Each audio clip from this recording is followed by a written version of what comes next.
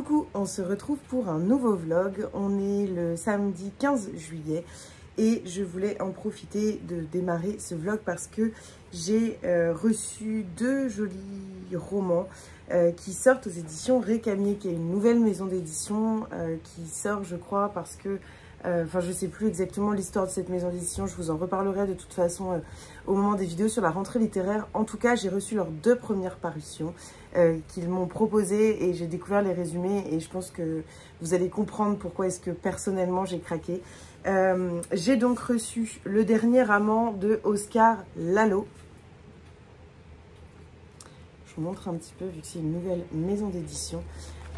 C'est présenté comme ça à l'intérieur. J'adore la mise en page.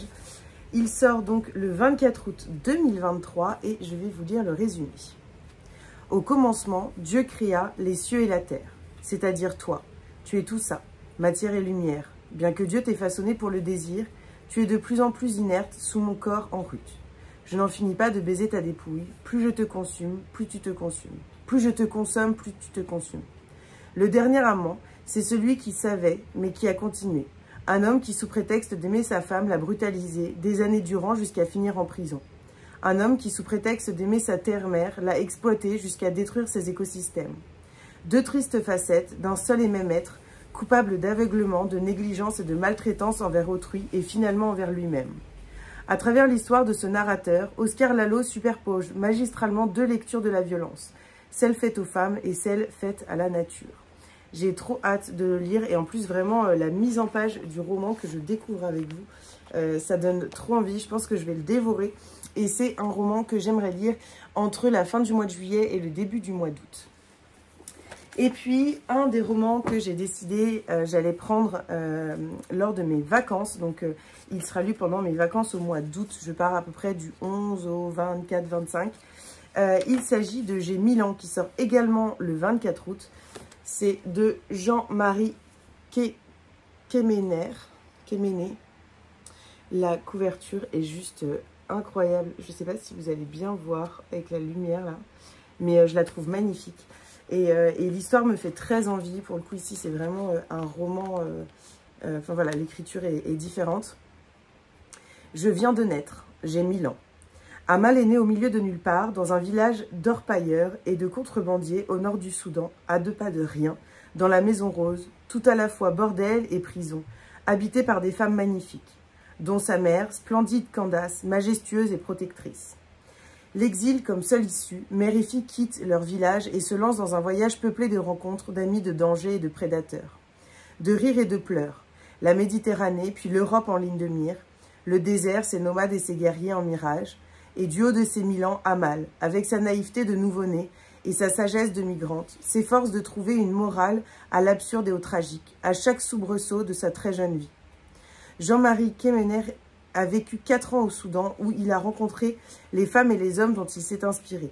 Il tresse le portrait d'une errance et donne un visage aux migrants. Bouleversant d'humanité, J'ai 1000 ans retrace leur histoire et fait d'Amal un symbole des reines africaines de légende. Je suis vraiment très curieuse de découvrir ce roman. Vraiment, en fait, la couverture m'a tapé dans l'œil et alors le résumé tout de suite aussi. Donc trop hâte et c'est donc un des romans qui m'accompagnera pendant mes vacances. J'ai terminé donc le challenge 7 jours, 7 livres. Je l'ai terminé hier soir très tard. Je suis en pleine lecture commune et j'ai un peu de retard parce que justement vu que j'étais en train de lire 7 romans en 7 jours, j'ai pris un peu de retard. Mais je vais me remettre à lire Les Adieux à la Villa aux Étoffes de Anne Jacobs qui est le dernier tome de la fameuse saga La Villa aux Étoffes. Et pour l'instant j'ai lu 130 pages et j'adore, je me replonge dans cette villa, je me replonge dans ce contexte historique que j'aime beaucoup et j'adore. J'adore retrouver les personnages, j'adore retrouver l'histoire et voilà, je me délecte de cette lecture et je me dis que autant prendre le temps parce que c'est le dernier tome et voilà, mais c'est trop cool. Et là, je dois lire la 2e et la 3e partie, donc je pense que j'ai à peu près 200-300 pages à lire d'ici la fin du week-end, donc ce sera très vite fait parce que j'adore et que je le dévore. Donc je vous en dirai des nouvelles. Et là, j'aimerais lire, j'aimerais terminer La parfumeuse de Paris de Alka Joshi que j'ai mis en pause pendant ce challenge 7 jours, 7 livres. Malheureusement, et vous allez très bien comprendre, en fait, j'adore ma lecture, mais je me suis rendu compte par les réseaux sociaux qu'il s'agit d'un tome 3. Alors, j'ai compris, d'après ce que j'ai compris, ils peuvent se lire indépendamment, mais en fait, le roman La tatoueuse de Jaipur et le deuxième, que je n'ai pas, pour le coup j'ai La tatoueuse de Jaipur, mais je n'ai pas le deuxième, ce sont les 2 premiers tomes, donc voilà, je suis un petit peu embêtée, et en même temps je savais pas, et là je le sais, mais j'en suis assez loin dans le roman. Pour l'instant ça m'a pas tant dérangé que ça, même si maintenant je me rends compte peut-être un peu du manque d'informations que j'ai, notamment sur la sœur de Radha, donc c'est Lakshmi. Oui, c'est ça, c'est Lakshmi. Donc voilà, mais bon, je me dis, bah, j'ai commencé par celui-ci, tant pis. Et je lirai La tatoueuse de Jaipur, qui est donc le tome 1, et puis je me procurerai le 2e tome entre-temps pour pouvoir les découvrir. C'est vrai que je n'avais pas vu et j'ai re-regardé le petit fascicule et c'était pas indiqué. Donc voilà, mais en tout cas, pour l'instant, j'aime beaucoup ce roman où l'on suit donc une jeune femme qui est installée à Paris, qui est d'origine indienne, qui a 2 filles et qui s'est découvert une grande passion pour le parfum, qui passe vraiment beaucoup de temps à créer des parfums pour une grande boîte. Et puis un jour, on lui confie une mission et elle doit retourner en Inde et elle va demander de l'aide à sa sœur et va découvrir des choses, des secrets de famille, etc. Et donc voilà, forcément, j'adore. C'est vraiment un superbe roman. Je vous reprends longtemps après. Ça fait un peu plus d'1 semaine, je pense, que j'ai commencé ce vlog et je n'ai absolument pas eu le temps de vous reprendre depuis. Tout simplement parce que j'ai récupéré mon petit garçon et que on a profité, que le soir, on se couche un peu tard, que je profite avec lui et que quand il va se coucher, et ben moi je suis fatiguée et on profite aussi un peu avec mon conjoint. Donc forcément pas beaucoup de temps pour vlogger, pas beaucoup de temps pour faire quoi que ce soit en réalité. Donc voilà, je vais essayer cette semaine de recommencer un petit peu ce vlog quand je peux.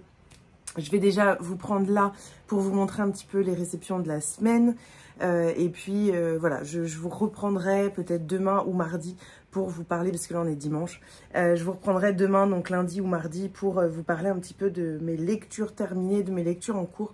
Mais ce soir, voilà, il est déjà un peu tard et tard pour moi, parce qu'il n'est pas très tard en soi. Mais voilà, je vais pas m'éterniser. En tout cas, je voulais vous montrer un petit peu ça. Déjà, j'ai reçu La belle famille de Laure de Rivière. C'est publié chez J'ai lu. Ils m'ont proposé de le recevoir et en fait, je viens de voir un avis de Léa Lem Lee. Je ne sais pas si vous voyez qui c'est sur Instagram et en fait, ça a été un énorme coup de cœur pour elle et donc ça me donne encore plus envie. Et j'avais bien envie de découvrir un thriller cet été. Donc, ce sera chose faite avec celui-ci que je lirai peut-être pendant mes vacances. Je vais vous lire le résumé. Manon a 20 ans quand elle rencontre l'homme qui va changer le cours de sa vie. Charmeur et sûr de lui, ce catholique intégriste et père de 5 enfants révèle peu à peu son caractère trouble et dangereux. Enfonçant tête baissée dans l'obscurité d'une famille et d'un monde qui lui sont étrangers, Manon s'engage sur un chemin chaotique dont personne ne sortira indemne. Inspiré d'une histoire vraie, ce roman nous est raconté à la fois par Manon, jeune étudiante indépendante et affranchie, ainsi que par tous les protagonistes, chacun ayant un regard et un jugement différents. Qui est cette femme capable d'abnégation, de bonté, mais aussi de vraie liberté ? Trop hâte de le lire, il fait 450 pages et donc c'est publié chez J'ai lu et je vous en dirai des nouvelles assez rapidement. Je me suis fait une petite pile à lire des livres que j'aimerais prendre cet été. Après je pars 10 jours, avec des amis donc c'est pas sûr que j'ai le temps de lire tout ça. Mais voilà, je pense que je vais prendre celui-ci parce que j'avais bien envie d'un polar. Je me questionne aussi sur celui-ci, donc je vais prendre ma décision. Et puis j'aimerais, voilà, j'hésite à prendre ces 3-là. Il y a donc un essai que j'avais commencé puis que j'ai pas terminé, Cœur du Sahel que j'ai très envie de lire, et puis bien sûr La Vallée des Fleurs que je veux lire assez rapidement. Donc voilà, ça fait un sacré petit paquet. Mais c'est vrai que là, pour l'instant, jusqu'aux vacances, j'ai décidé en fait de prendre des petits formats en vacances pour pas m'encombrer. Et puis les grands formats et donc la rentrée littéraire, en fait, vu que je veux sortir une vidéo mi-août, il faudrait que j'ai lu les livres d'ici là. Donc je pense que voilà, les grands formats qu'il faut que je lise, entre gros guillemets, je vais les lire là d'ici mes vacances. Surtout que début août, je vais être beaucoup plus tranquille. Léon ira un petit peu au centre. Moi, je travaille quelques jours. Il y a quelques jours où je ne fais pas grand-chose. Il y a beaucoup de jours où je garde Léon vu que je ne travaille pas, mais il y a quand même 2-3 jours, je crois, où il va aller au centre de loisirs malgré tout, parce que bah, moi, il faut que je continue un peu à me reposer avec la grossesse et que j'ai peur que Léon s'ennuie toute la journée à se reposer. Et puis voilà, comme ça au moins il voit un peu ses copains. Enfin après, je verrai de toute façon s'il s'y amuse ou pas. S'il y a personne qui connaît et que c'est trop compliqué, bah, je le garderai avec moi. Je me poserai pas tellement la question. J'ai également reçu un achat et j'attendais énormément cette réception. Cette magnifique pochette à livres de chez Steph de Piketty en collaboration avec Adelcha et elle est absolument magnifique. J'ai craqué, j'avoue que j'ai craqué. Je veux souvent craquer chez Steph, souvent aussi chez Adelcha. Je ne le fais jamais parce que bah, ça a un coût et c'est tout à fait justifié. Cette pochette est d'une qualité supérieure incroyable, vraiment. Les livres, en fait, c'est tout matelassé. Alors, on ne voit pas trop parce que c'est noir. Attendez, je vais vous mettre un livre dedans. Hop. Déjà, c'est vraiment grand format. On peut, enfin là, celui-ci, par exemple, je pourrais en mettre 2. Mais vous, je ne sais pas si vous allez voir, mais c'est vraiment très matelassé. C'est très épais et elles sont très grandes, donc c'est vraiment bien. Je peux mettre un très très grand format. Alors par exemple là on a un grand format Charleston qui fait 630 pages.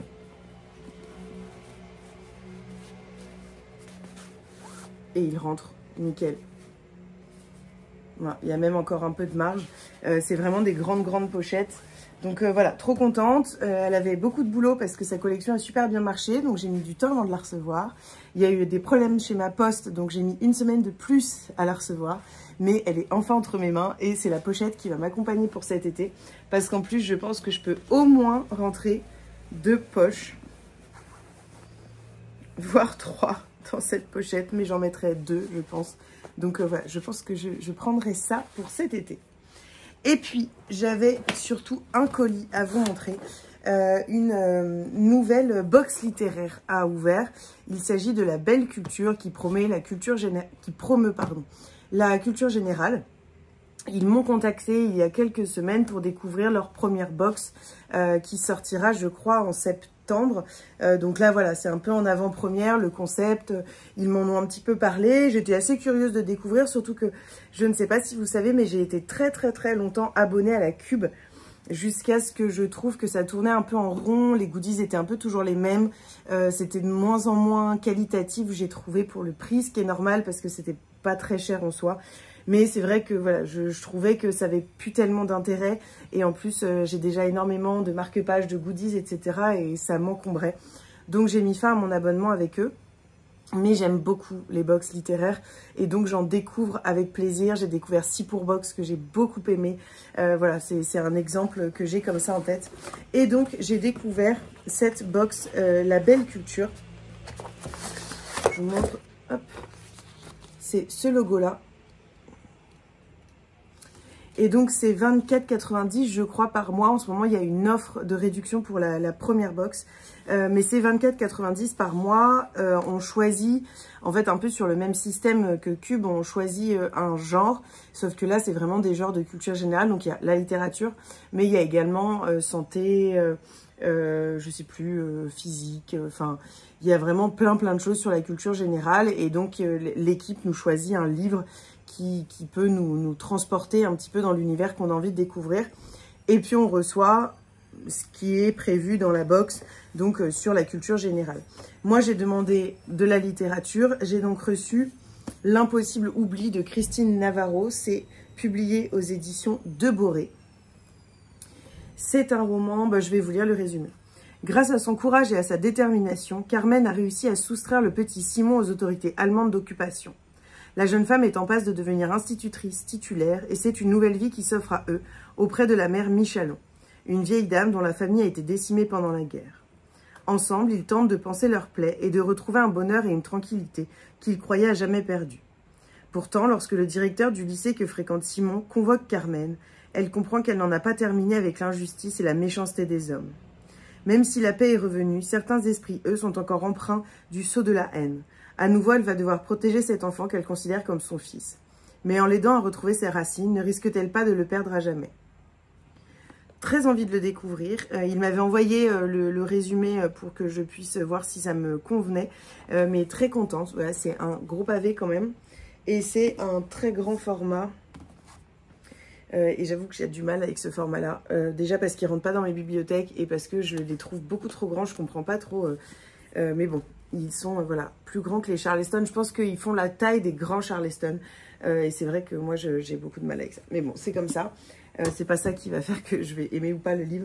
Mais je tenais à le dire parce que je comprends pas trop en fait l'intérêt de faire des énormes formats comme ça. Je trouve que vaut mieux rajouter une dizaine, vingtaine de pages et faire des livres un petit peu moins hauts.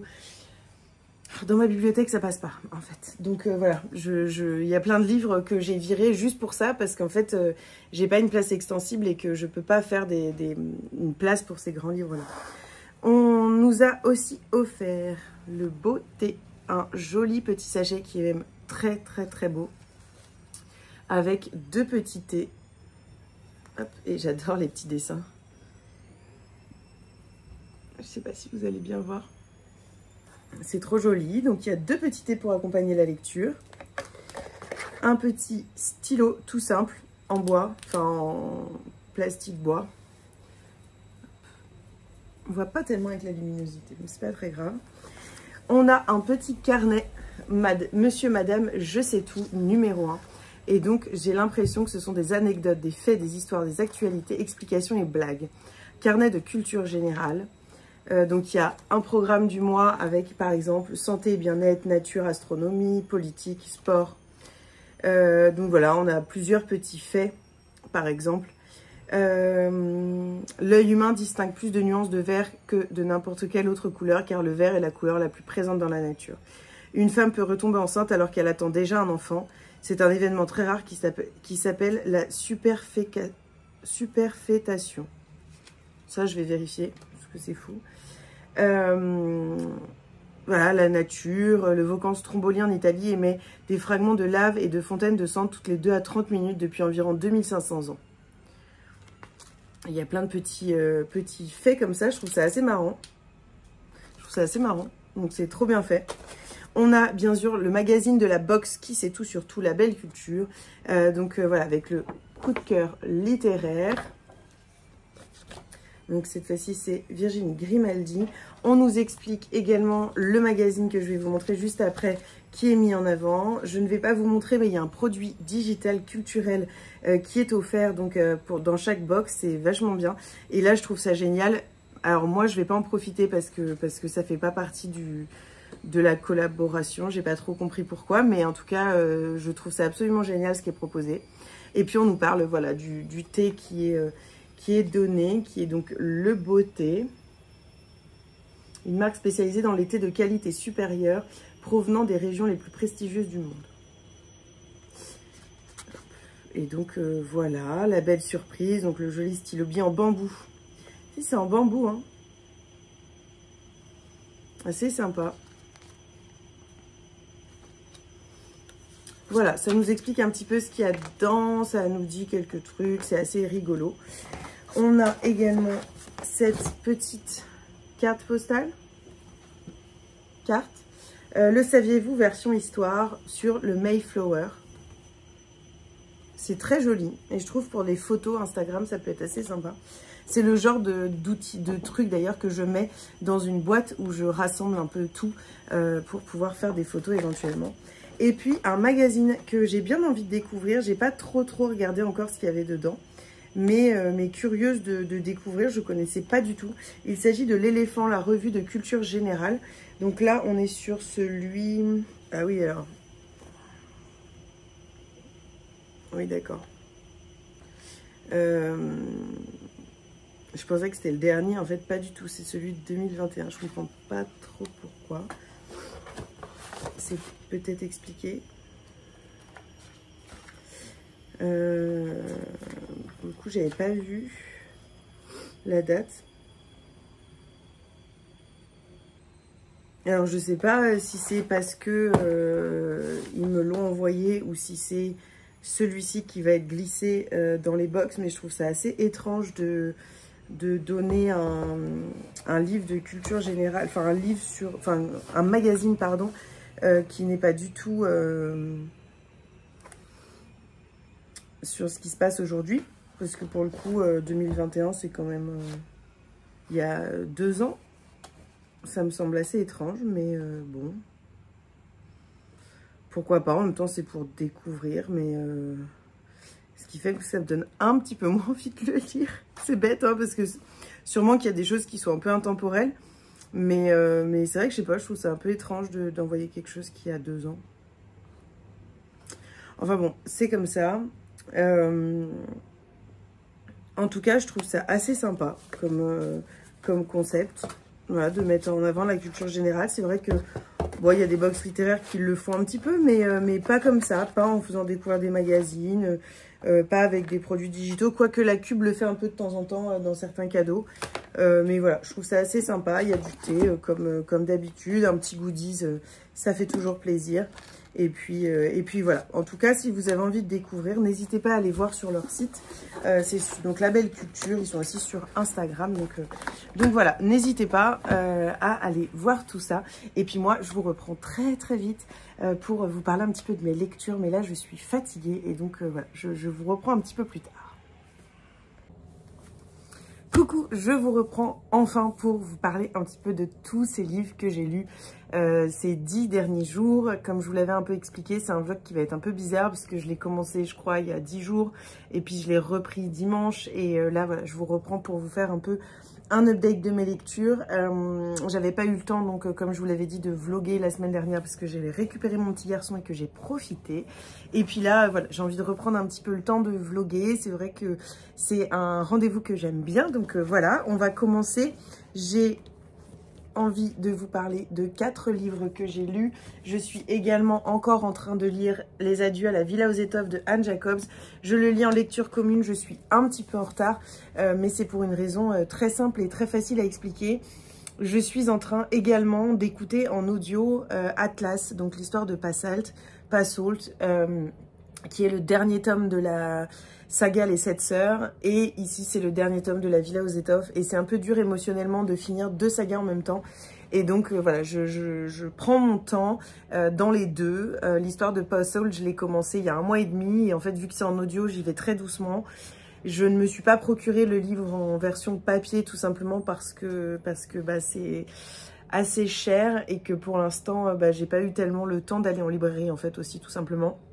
Et puis la petite librairie à côté de mon travail, qui est géniale, ils n'ont aucun livre que je lis. C'est-à-dire que quand j'y vais et que je demande un livre, ils l'ont jamais. Ils n'ont pas du tout les Charleston, ils n'ont même pas les livres Pocket, j'ai lu, etc., qui sont publiés, enfin qui sont des romans Charleston publiés en poche. Enfin, en fait, ils ont vraiment aucun livre que je veux. À chaque fois que je veux faire un cadeau, d'ailleurs, bah, je suis obligée de me rabattre sur d'autres choses parce qu'en fait, ils ont jamais. Donc voilà. Bref, je suis donc toujours dans cette lecture que j'adore.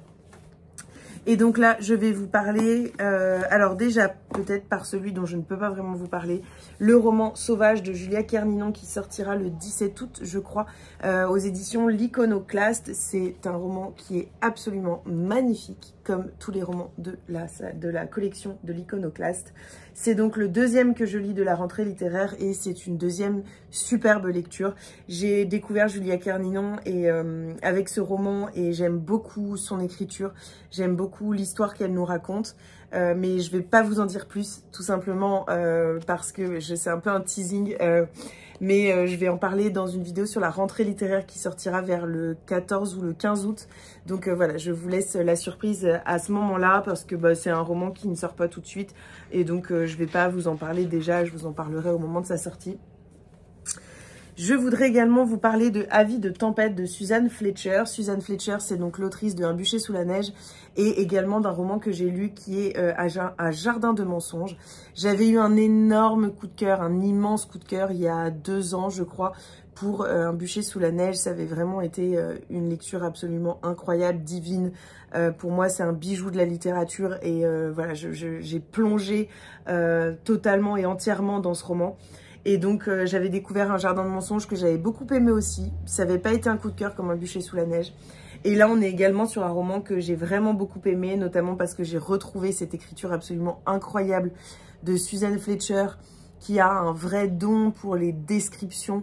C'est un roman comme ces autres romans qui est peut-être assez lent par moment, mais elle fait que j'aime cette lenteur avec cette autrice, parce que les descriptions des personnages, de la psychologie des personnages, les descriptions des paysages notamment, de l'environnement est absolument incroyable, divin. C'est des petits bijoux au niveau de l'écriture et de ses descriptions. Et donc voilà, j'ai adoré ce roman. C'est un roman où on rencontre Moira qui a 28 ans, je crois que c'est ça, qui a 28 ans, oui c'est ça, et qui est au chevet de sa sœur Amy qui est plongée dans le coma depuis assez longtemps.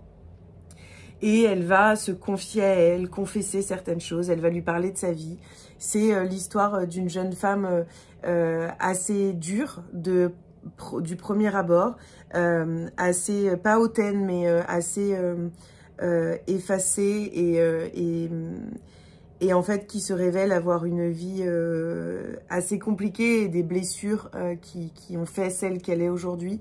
Et donc derrière cette carapace se cache une jeune femme très touchante. J'ai vraiment beaucoup aimé ce roman et Moira, en fait c'est un roman où j'étais enthousiaste de retrouver la plume de Suzanne Fletcher, mais le résumé me tentait moins que d'autres de ses romans. Mais je me suis plongée et j'ai vraiment beaucoup aimé ça parce que elle a réussi à me faire aimer Moira, à découvrir une histoire incroyable et comme je vous le disais, avec des descriptions qui me coupent le souffle à chaque fois.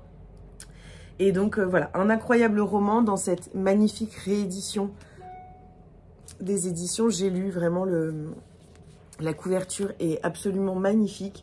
Et c'est un roman qui est sorti, je crois, il y a assez longtemps. Il est sorti en 2008, je crois. Et oui, c'est ça. Il est sorti chez Plomb en 2008. Et donc, c'est une réédition. Je crois qu'il ne se trouvait plus vraiment, d'ailleurs, en librairie. Donc, super contente d'avoir pu le découvrir. J'ai également lu Sur tes pas de Claire Allan. Alors, je lis peu de polar thriller. Mais je sais pas. Quand j'ai reçu le programme des éditions L'Archipel pour le mois de juillet, ce roman m'a fait envie. Et je sais que l'été, j'aime bien lire 2-3 polars parce que pour moi c'est, je sais pas, c'est un moment où j'aime bien en lire, c'est comme l'hiver. Moi c'est hiver-été, j'aime bien les polars. Et là pour le coup, voilà, je me suis dit, ah bah tiens, je vais le découvrir. Et je suis assez contente. Je suis assez contente parce que c'est un roman qui a su éveiller ma curiosité, même si je me suis retrouvée dans un roman qui n'a pas été abordé de la façon dont je pensais qu'il allait être abordé. Je m'explique. On retrouve une jeune femme, Neil, qui a 22 ans, qui est infirmière, et qui, un soir, va être enlevée. Et en fait, on va suivre cet enlèvement de plusieurs points de vue, notamment le ravisseur et notamment la mère de Neil. Et donc, c'est ça qui m'a un peu perturbée, parce que je pensais qu'en fait, on allait suivre l'histoire de Neil, tout simplement.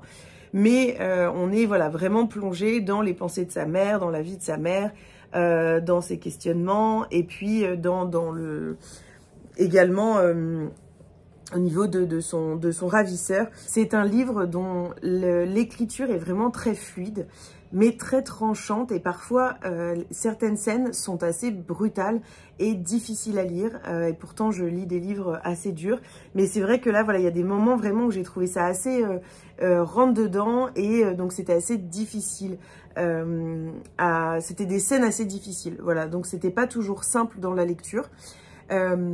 Mais l'autrice, je trouve, a abordé un thème extrêmement important et d'actualité. Ce sont les dangers du web, parce que cette jeune femme, en fait, en gros, l'objectif de son enlèvement, c'est de la tuer et de retransmettre son meurtre sur le dark web. Et donc voilà, je reçois des mails en même temps.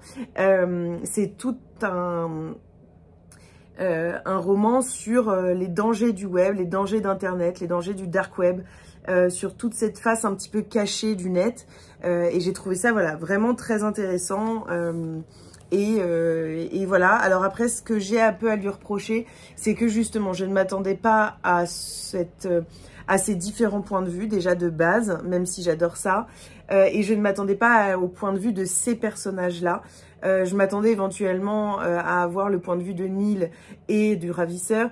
Mais c'est vrai que là, voilà, on a eu le point de vue de sa mère qui nous parle de sa vie, qui nous parle de ses, comme je vous l'ai dit, de ses questionnements, Et c'est vrai que parfois, ça a eu le don un peu de... Enfin, j'ai trouvé ça parfois un peu vain au niveau de l'histoire, pas tellement à propos. Et puis, certaines parties sur le ravisseur m'ont un peu dérangée. Je saurais pas trop là, comme ça, vous dire pourquoi.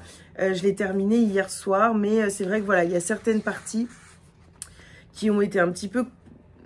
J'ai trouvé ça un petit peu étrange. Donc voilà. Mais une bonne lecture, un bon polar. Et Claire Allan, il paraît, est assez connue, notamment pour son roman, je crois, Ne la quitte pas du regard, qui est sorti en 2021. Et donc, je serais quand même assez curieuse de découvrir ses autres romans, parce que j'ai bien aimé, en fait, cette écriture un peu tranchante de l'autrice. Donc, voilà pour ce roman. Et puis, j'ai terminé La parfumeuse de Paris de Alka Joshi. Je ne sais plus si je vous en ai parlé, je crois que je vous en ai dit quelques mots. Ce que je voudrais vous dire, c'est que ici c'est un 3e tome. Le premier, c'est La tatoueuse de Jaipur. Et le deuxième, c'est Le secret de Jaipur. Et en fait, dans les 2 premiers romans, on rencontre Lakshmi. Et là, on rencontre sa sœur et Lakshmi. Alors, je l'ai lu sans trop de difficulté parce que je trouve qu'il reprend beaucoup sûrement des anciens romans. En tout cas, on n'est pas perdu quand on le découvre et on peut le lire, je pense, en one shot. Même si, en fait, c'est une autrice que j'avais vraiment, vraiment hâte de découvrir. Et donc, j'ai été un peu déçue quand je me suis rendu compte à la moitié, aux 3/4, qu'en fait, c'était un 3e tome parce que je me suis dit, mince, ça veut dire que j'ai pas toutes les notions, ça veut dire que j'ai pas toute l'évolution des personnages, et donc ça m'a un peu frustrée. Mais ce que je me suis dit, c'est que j'apprécie énormément, j'ai énormément apprécié ma lecture, et donc ce que je me suis dit assez rapidement, c'est pas grave. J'ai commencé par le 3e tome, je continue à l'apprécier, je continue à l'aimer, je continue à le découvrir, et puis rétroactivement, je lirai. En septembre, en octobre, je pense, en tout cas le premier, je le découvrirai en automne, La tatoueuse de Jaipur, qui est donc le 1er tome et qui nous emmène aux côtés de la sœur de Radha, qui est donc Lakshmi et qui vit en Inde. J'ai très envie de le lire depuis extrêmement longtemps, donc ça va être une bonne excuse pour le sortir de ma palle. Donc voilà, trop contente et j'ai vraiment beaucoup aimé. J'ai adoré l'écriture de l'autrice, j'ai adoré ce voyage en Inde, ce voyage dans l'univers de la parfumerie qui m'a beaucoup plu. J'ai beaucoup aimé découvrir ces 2 personnages. Radha est vraiment une femme battante qui est assez féministe et qui se bat pour sa passion, la passion pour la parfumerie. Donc voilà, j'ai beaucoup aimé ce roman et j'ai hâte de découvrir le 1er tome. Voilà pour mes nombreuses lectures de ces 10 derniers jours. Comme je vous l'ai dit, je suis en train aussi de terminer Les adieux de la Villa aux étoffes et l'histoire de Passault. Passault, j'ai beaucoup avancé et là ça commence à prendre en profondeur, j'aime beaucoup, je découvre plein de choses et il y a des choses auxquelles je ne m'attendais plus ou moins, des choses auxquelles je ne m'attendais pas du tout, et donc voilà, c'est un vrai bonheur, même si c'est un peu un crève-cœur aussi parce que dès que l'audio me dit chapitre temps, je me dis oh là là, on arrive à la fin de cette saga qui m'a complètement transportée pendant plusieurs années. En plus, je partage cette passion pour cette saga avec ma grand-mère. Et ça, c'est incroyable. Voilà, je lui ai fait découvrir. Je lui ai à chaque fois donné les romans ou offert. Et c'est vrai que voilà, c'est un beau partage avec ma grand-mère de découvrir un petit peu ces romans, de pouvoir en parler quand on se retrouve. Donc voilà pour ça. Je suis également en train de débuter, parce que je débute vraiment pour le coup. J'ai lu 2 chapitres, je crois. Oui, c'est ça. J'ai lu 2 chapitres. J'en suis au début du chapitre 3 Les orphelins de Varsovie de Kelly Rimmer, qui est l'autrice, je ne sais plus en fait si je vous en ai parlé, donc je vous le redis, l'autrice de Tout ce que le cœur n'oublie jamais, un de mes plus gros coups de cœur de l'année 2022, qui est également mon dernier coup de cœur de l'année 2022, parce que je l'ai lu tout fin décembre et je l'ai terminé le 31 décembre à 23 h je crois. Donc c'est vraiment mon dernier coup de cœur de l'année 2022. Et donc trop heureuse de découvrir ce livre. Tout est dit dans le titre, Les orphelins de Varsovie. C'est une histoire qui nous amène notamment, qui est inspirée notamment de l'histoire d'une infirmière polonaise qui a sauvé des milliers d'enfants juifs des ghettos. C'est une histoire que je connais parce que j'avais vu un téléfilm, je crois, et que c'est une période de l'histoire que j'aime découvrir. Et donc, voilà, j'avais déjà entendu parler de cette femme. Donc, voilà, hâte de continuer ma lecture, hâte de me plonger une nouvelle fois complètement et entièrement dans les mots de l'autrice, parce que vraiment, son premier roman avait été un énorme coup de cœur. Je vous reprends, on est mercredi soir pour clôturer ce vlog qui sortira peut-être jeudi soir, peut-être vendredi matin, de toute façon, vous verrez ça. Pour clôturer, je voulais déjà vous montrer une réception de cette semaine, de ce matin, et puis vous parler un petit peu d'un livre que j'ai enfin terminé, et vous allez comprendre pourquoi quand je vais vous en parler. J'ai reçu, alors en fait je suis ambassadrice de la marque Muse depuis déjà quelques temps, et puis là le programme d'ambassadrice justement a un petit peu évolué. Et Angeline, donc la fondatrice, m'a proposé notamment il y avait un peu deux formules, celle d'offrir 15% et celle d'avoir 15% de rémunération quand les personnes passent sur notre lien. Moi, j'ai décidé de vous offrir à vous 15%, tout simplement aussi parce que pour l'instant, être rémunéré pour ça ne m'intéresse pas. Et on avait aussi, pour ce début de collaboration avec la marque, un t-shirt offert, et donc j'ai choisi celui-ci que je trouve absolument magnifique, que j'avais très envie de m'offrir. Amour des livres. Je le voulais en noir, mais en fait au moment où j'ai passé la commande, il n'existait plus, donc je l'ai pris en blanc. Il est trop joli. De toute façon, je pense que vous commencez à connaître mon amour pour cette marque. Je mets très souvent leur t-shirt. Alors après, il y en a qui sont un petit peu trop branchés bouquins, et ça, il y a des phrases, etc. Et c'est vrai que ça, je les mets pas au travail puisque je reçois des patients, et donc je préfère être neutre, avoir quelque chose un peu comme aujourd'hui, un t-shirt simple, voilà, sans forcément de dessin dessus. Mais c'est vrai que le week-end, pendant les vacances, j'adore ça, et ça, ce sera parfait pour cet été. En plus, je l'ai pris assez grand pour être à l'aise, et aussi pendant ma grossesse. Donc voilà, amour des livres, et en plus avec plein de couleurs, donc ça fait vraiment été, c'est trop cool. Et n'hésitez pas, si ça vous intéresse, il y a un lien affilié dans la barre d'infos avec un code promo pour avoir donc 15% de réduction sur votre commande. Voilà pour ça, une marque que j'adore, donc j'étais trop contente. Et je vais clôturer ce vlog avec un avis, un sacré avis en vrai. Il s'agit de Atlas, l'histoire de Pas Salt, de Lucinda Riley et Harry Whittaker, qui n'est autre que son fils. Lucinda Riley est donc décédée il y a 2 ans maintenant, et Harry Whittaker a décidé, ils ont décidé ensemble avant son décès, et a continué un petit peu l'œuvre de Lucinda Riley en venant clôturer sa superbe saga, son incroyable saga des 7 sœurs. Une saga que j'ai découvert il y a 3 ans et demi. Je ne sais plus si je l'ai découvert un peu avant d'arriver sur Booksta ou au moment où je suis arrivée sur Bookstagram. En tout cas, ça a été une incroyable découverte, cette saga. Si vous ne connaissez pas, mais je pense que vous avez déjà entendu parler, les 7 sœurs, c'est l'histoire donc de Pas Salt, qui est un homme qui va adopter 7 sœurs, mais en fait 6 sœurs. Vous allez comprendre pourquoi au fur et à mesure, mais on le sait dès les premières pages.